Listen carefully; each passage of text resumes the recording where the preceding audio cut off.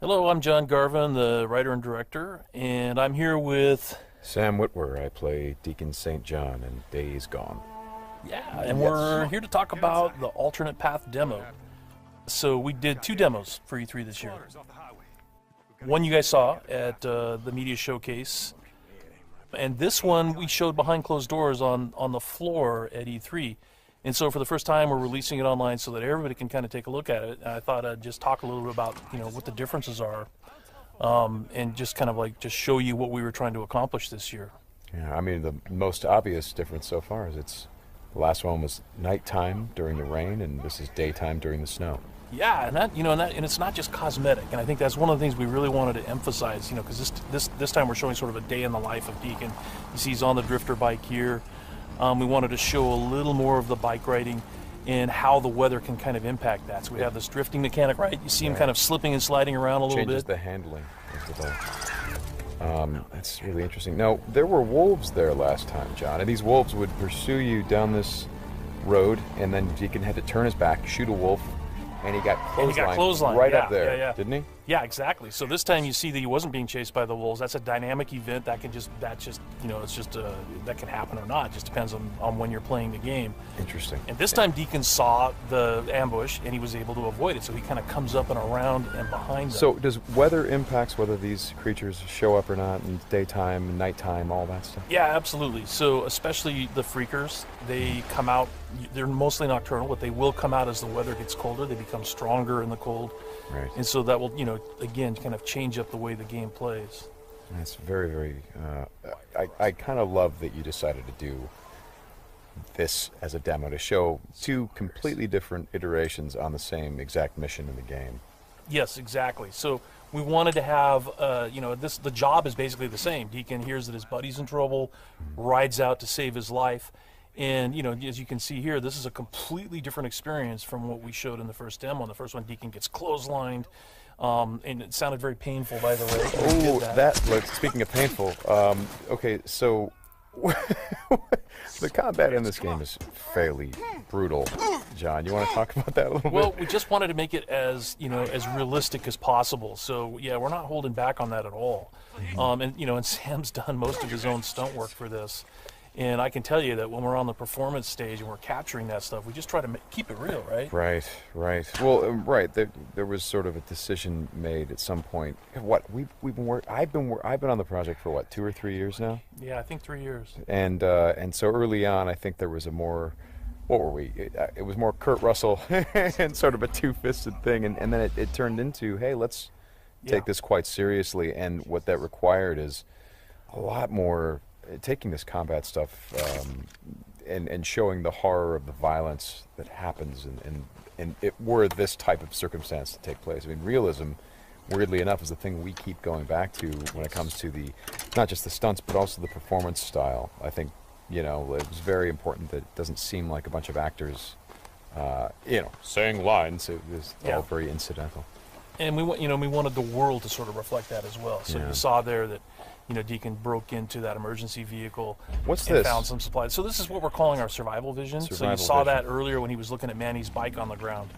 And it's just kind of a way of seeing tracks in the world and sort of imagining what might have happened.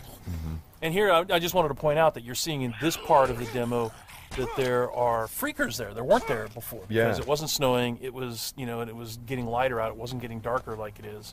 And so, it changes up the way you can play through the level. And what is this? We call this the meat wall. The meat wall. Yeah, and it's not just there, to make the guys who put them up to seem evil. They're there for a purpose because, again, freakers are living creatures. They eat. That's their primary thing. They want to eat.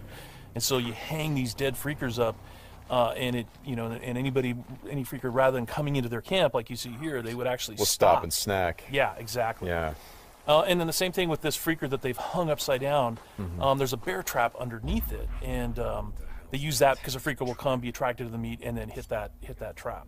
Interesting. Another thing you just saw, by the way, is that tin can. The tin can trap that he that's an alarm that the Marauders will put up, and this is again some of the things that Marauder camps just do. And you find these Marauder camps throughout the world. You'll find traps like that, and then if you're careful and you're paying attention, you can avoid them. Because in the first demo, Deacon didn't avoid it, and he set off that alarm. Right. Now this is the same tactic that he used last time. Throws the rock to get someone to lure him over and have him step in the bear trap. But this one plays out a little bit differently than last time. One of the things that struck me, and we've talked about this obviously as we've shot, but there's an effort of the other Marauders to get this guy to shut up, and he won't. Yeah, and so in the first demo, Deacon's heading on down the trail, and you can hear that happening behind him. Right. And this time we're showing what happened. So, he's watching everybody react to this poor guy trapped in the in that bear trap, and she just is like, shut up, shut up, shut up, and then just loses it and shoots the guy. Right.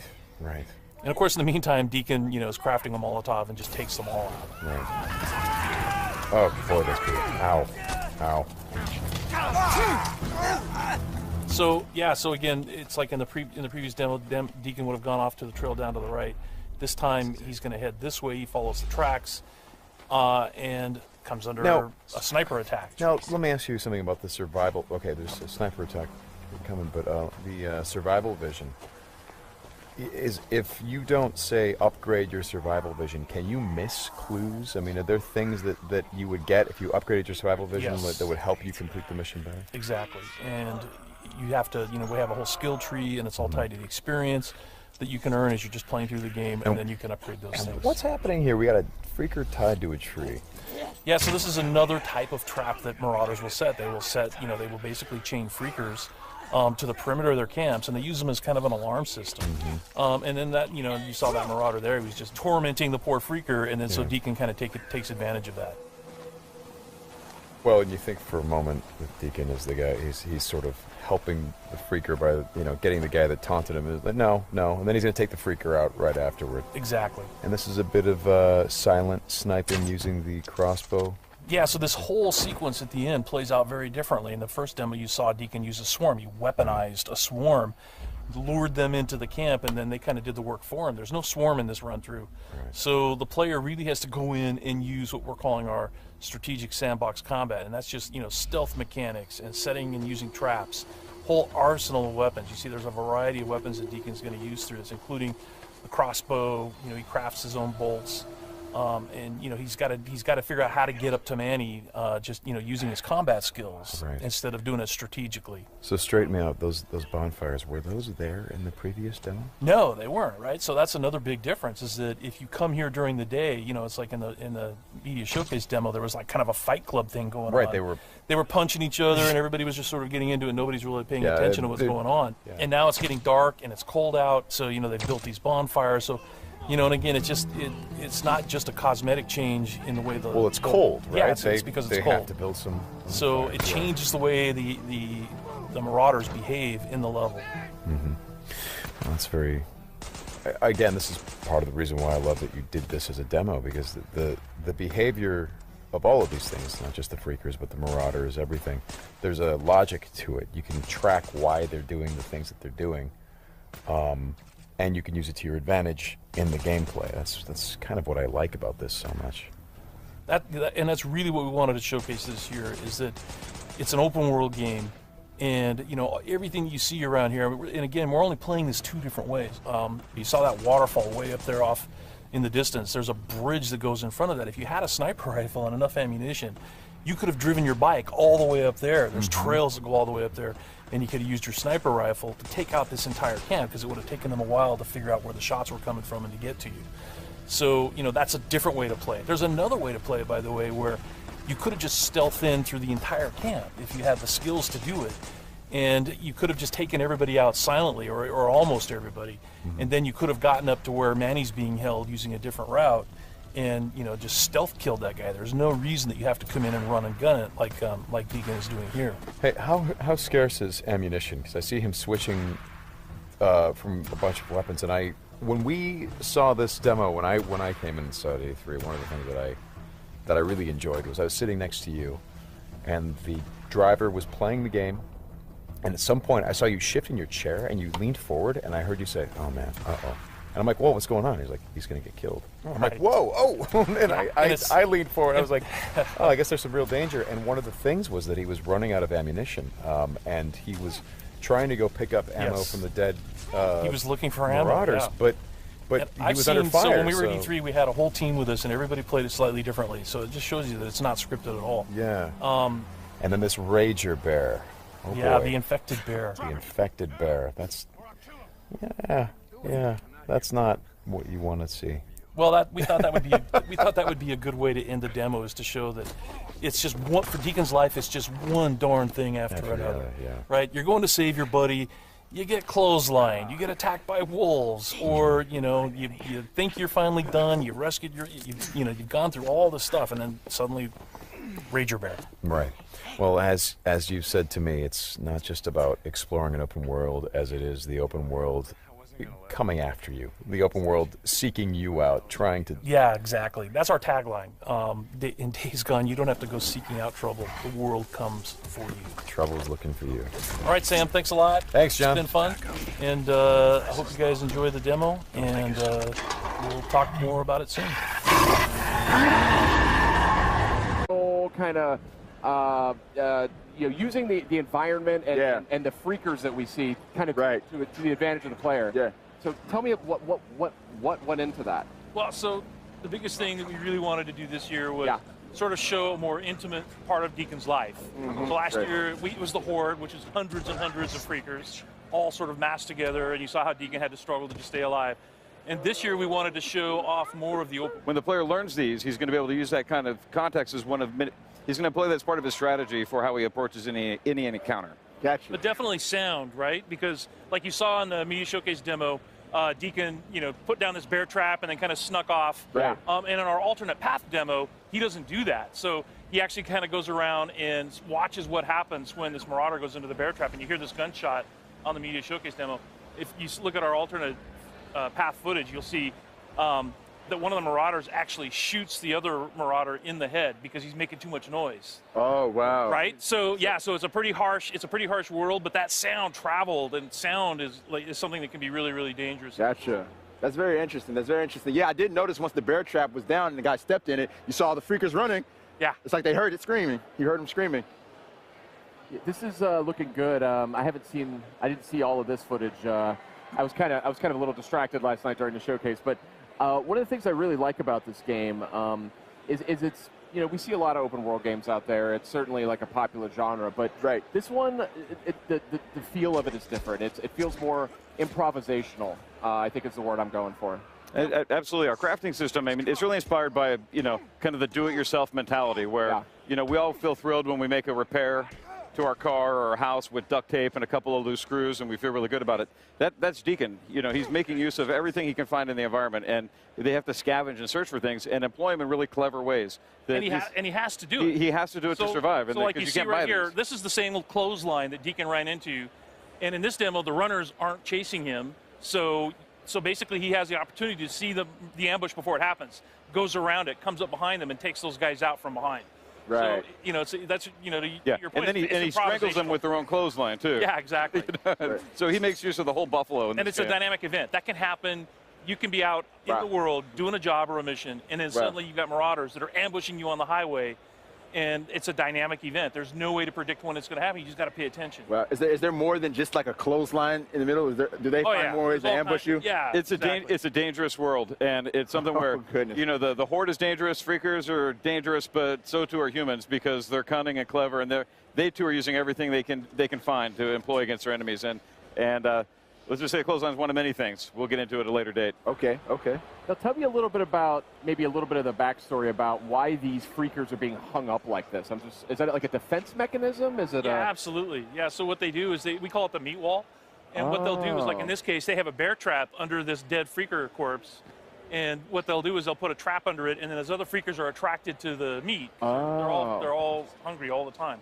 That's what happens, evidently, if you become a freaker. But they hang up the meat walls again. It's kind of like a wall to protect the encampment. So you can always tell when you're coming close to a Marauder camp because you'll run into these kinds of traps. Yeah, they had all kinds of defenses too. I mean, the first thing Deacon did was trip over that little thing in the tin cans. And that's what drew the first guy out, which is why he'd think on his toes, scramble for a bush, and then wait, and then kill the guy when he came by. Right. And again, in the alternate path that we're showing, is something where if the players are thoughtful and if they take time, they don't just rush into things, they're going to be able to employ a different analysis of the terrain. They're going to be able to look for these things and see them. and that's how he sees a clothesline. And when the players are careful and cautious and assume the world is dangerous, they can turn the tables on the bad guys using the same tools that they're using against the player against them. Yeah, so like what you're seeing now is part of the alternate path. Changed up the time of day, changed up the weather. Okay, now, I was going to say, I didn't remember this from the show. Exactly, yeah. because it's colder now, more freakers are coming out, so freakers are stronger when it's cold out. So you really got to be careful when it's snowing. Also, the bike handles differently. It's like if you'd seen the earlier part when Deacon's trying to ride his bike through the snow, it's very, very different. Oh, this is really cool. I didn't realize. Interesting. So here's your meat wall, right? The meat wall there. Yeah. That seems like a pretty smart move, if I'm honest. Yeah, yeah. But yeah, look at this, a beautiful looking game too. And I know you guys are digging into the PS4 Pro as well as you make this title. This is something you have to do. It's beautiful enough without 4K. And then you add that to the mix, and it's mind-blowing. Yeah. Right. You know, one thing that stands out to me about Days Gone, you know, amongst the other undead games out there, is that you can get so many zombies on the screen in this thing, or freakers on the screen at once. Infected wolves. And those are the ones that, you know, Deacon kind of ran across, you know, then gnawing on somebody's corpse, and then one of them chased him. And the thing about runners is they can outrun your bike. And if they catch up to you, they will knock you from your bike. So it's another example of dynamic events that happen in the world that make the world dangerous all the time. Wow, such a cool game you guys are making. It's really inspired. I think it's got a lot of cool mechanics to it. You know, because that's not something we had really seen. And you know, I think the guys are really pulling it off. I mean, I think the characters look amazing. I think the environments look amazing, all times of day, and it's just fun to look at. Here is Days Gone from Sony's Bend studio, once again restricted to what a conventional TV can display. So this is utilizing all the detail of 4K, but the luminosity and color are quite similar to what was shown at E3. I'm going to turn on HDR now and show you what changes. Whatever it is that your eye expects to see to convince you that something is real, HDR is supplying that. The colors in the clothes, the brightness of the sun, these all represent a level of photorealism that you've never experienced in a game. Daytime scenes are great for showcasing HDR, but nighttime scenes show its potential as well.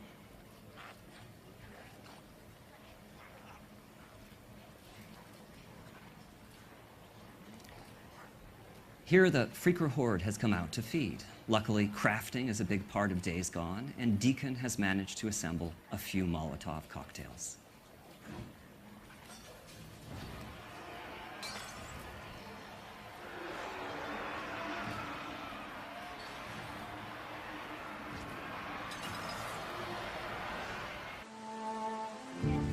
Come on, get him inside.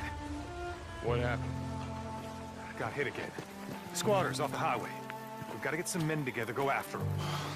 Don't look at me, it ain't my problem. They've got Manny. You sent Manny on a supply run. I just run the camp, Deke. I don't tell folks how to live their lives. Go to hell, Cope!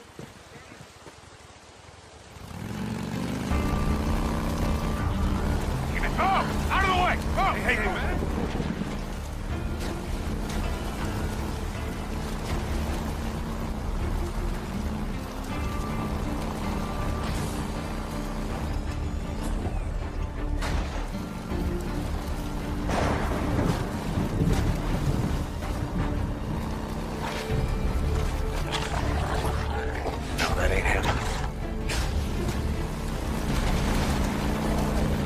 Oh, come on.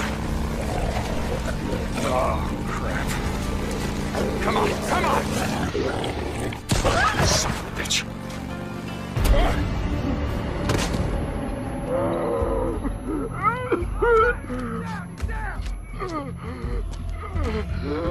Let's do this. Yeah? You want some of this? Yeah! Yeah!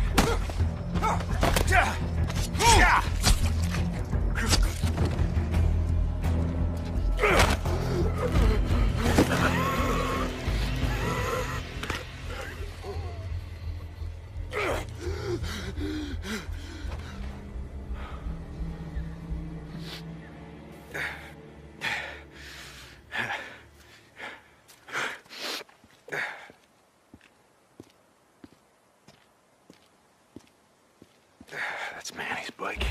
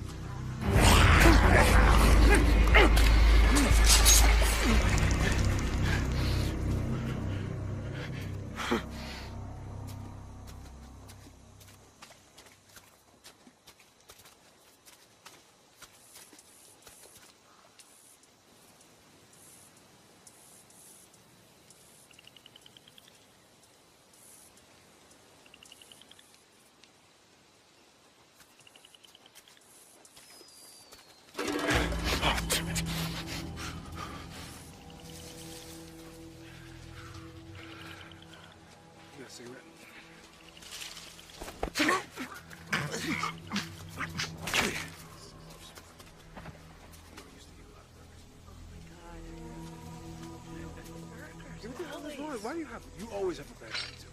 I have a bad attitude. You have a bad attitude. What you even do? Just don't talk. Oh, yes, better. If we just don't. Yo, where you at, man? Hey, shut the hell up. Shh. He's not being that loud. You shut the hell up. Thank you. You shut up. Okay. Shh. I want all of you to shut the hell up. What is your problem? Oh, shh. There's something out there. Just a... Stop! God! No, my leg!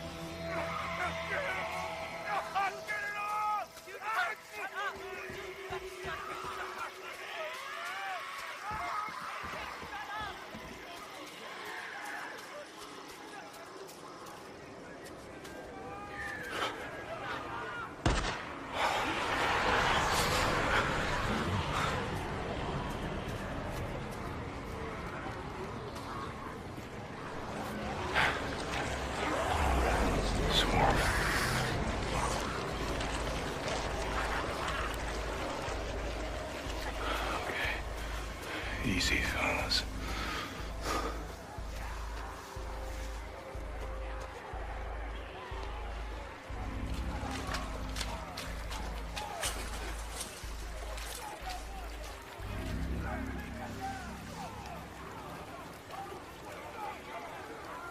There he is. Still alive. How the hell am I?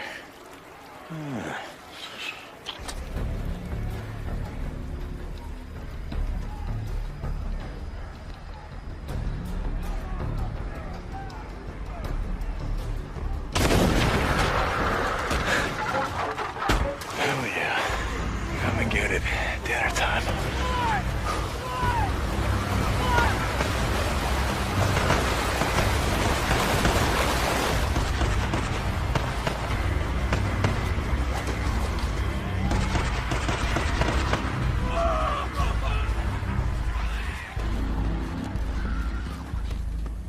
Drop him! Now! Or I'll kill him! Don't do it. I'm not here for him. I'm here for you.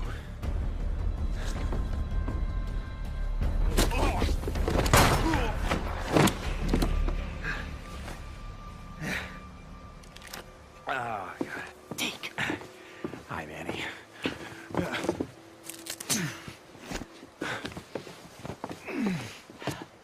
Hey. Do it. Yeah, you do. Oh, come on. I wasn't gonna let him kill you. Besides, who the hell else around here knows how to rebuild a carburetor?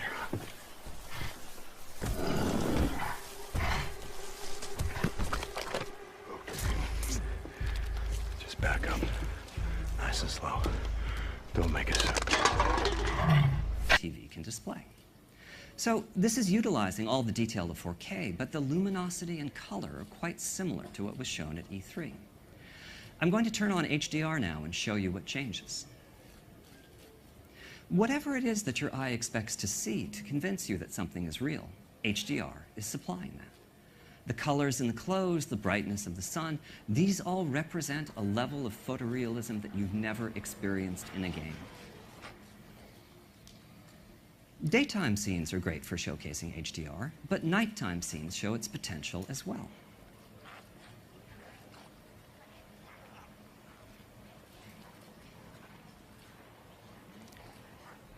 Here, the Freaker Horde has come out to feed. Luckily, crafting is a big part of Days Gone, and Deacon has managed to assemble a few Molotov cocktails.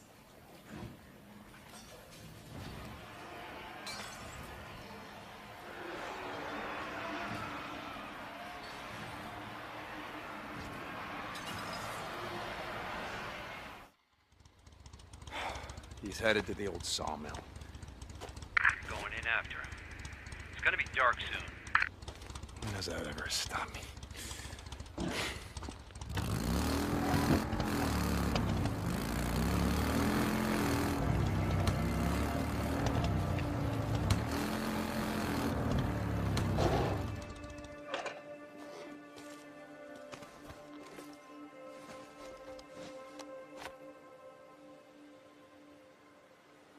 His bike's down.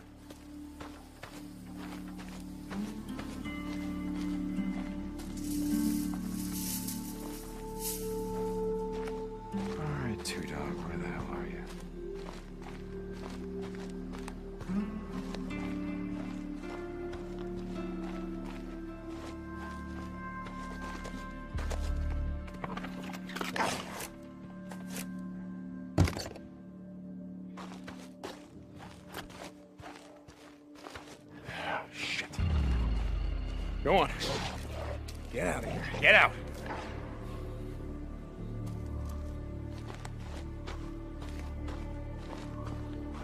Well, that ain't him.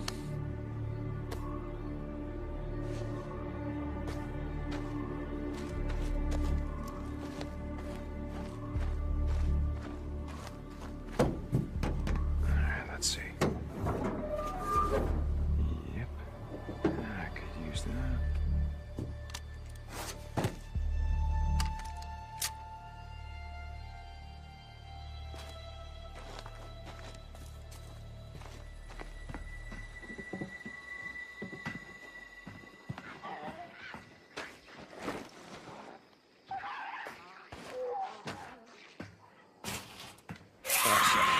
Oh, shit.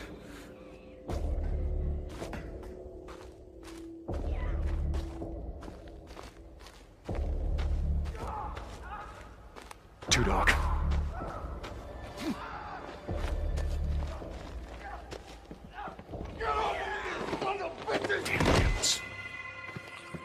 Two dog! Damn it! Stop, two dog!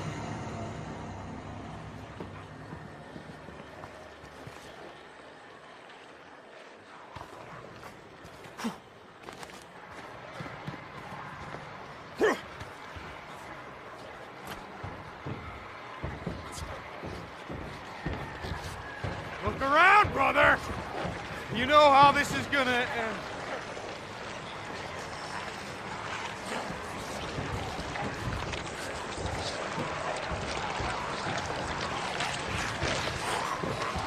Where you at?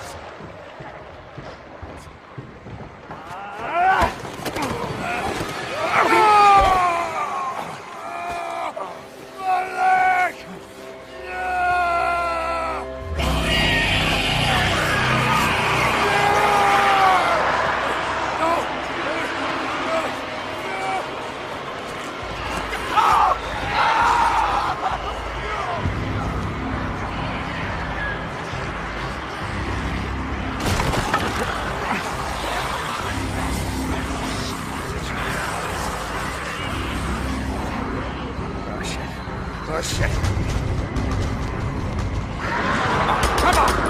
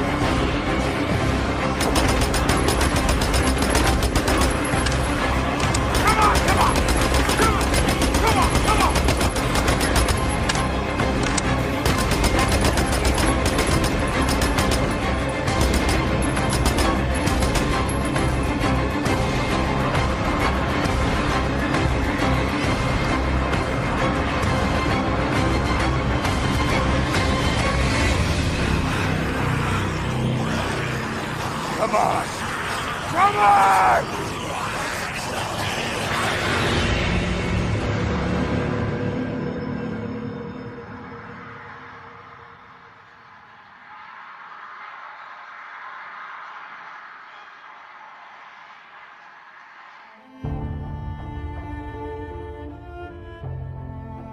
Someone asked me once if I remembered how it all went down. As if it happened so long ago that anyone could forget.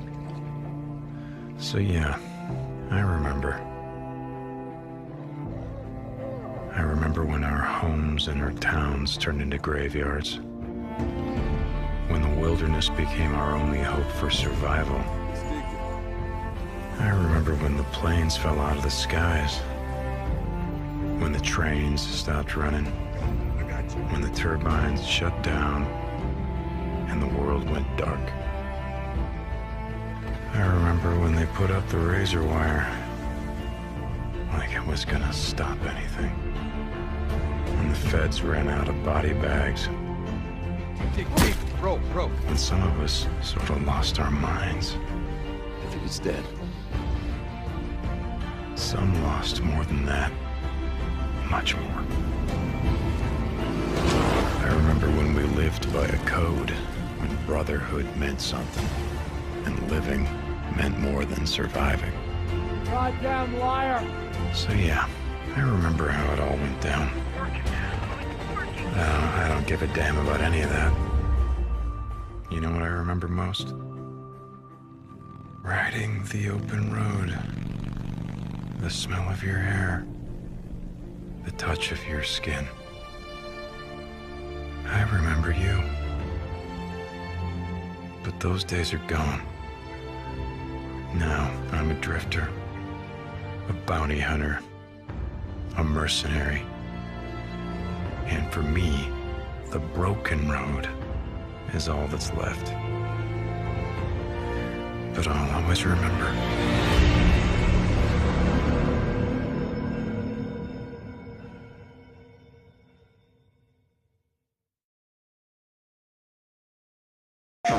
Hey guys, we are back here on PlayStation Livecast, coming at you live from E3 2016. We're here in the PlayStation booth, and we are here with John and Chris from Ben's studio. Jeff, I was told you were Chris. You're Jeff. They lied. I wish I was They lied. I might have gotten confused. It happens. We're here to talk about Days Gone. This is the game that you guys have been working on for a while now, coming to PS4. Now, I mean, we saw a lot of this last night in the PlayStation E3 press conference. Tell me, I mean, is this sort of a reflection of like this popular love of like zombie culture? I mean, is that how you guys are coming at this? No, it couldn't be further from the truth. So, you know, first and foremost, we're a big fan of open world games. Yeah. So what we really wanted to do was kind of create a game that was set in an open world, a dangerous open world. And to do that, we brainstormed a lot of ideas about, what would make riding a bike through the high desert of the Pacific Northwest just super, super dangerous. And one of the, we're big fans of like World War Z. Yeah. We like the idea of having a lot of enemies on the screen. Yep. That's one of the things that, the power of the PS4 allows us to do. Yep. So, we that kind of like how all this stuff kind of came together. So first thing I want to say is they're not zombies. Right? Thank you for setting me straight. Yes, they're freakers, and and it's like, okay, yeah, people looking at the demo last night probably are like, okay, yeah, it's another zombie game. Biggest difference is our freakers are alive, right? So it's an infection. If depending on how old you were when you were infected, it alters you in a different way. And so, more importantly, they're alive in that they have needs and rules, and they have a cycle that they live by, and that really informs a lot of the open world sandbox gameplay, the way that they understanding how they behave and what they need. Yeah, and so different behaviors. Clear. Right? So like in the demo, you saw Deacon came across a newt. So newts are adolescents when they were infected, and they're opportunistic. They run away from you unless they feel like they can get the jump on you, or if your health is down, then they'll be you have to kind of watch the rooftop.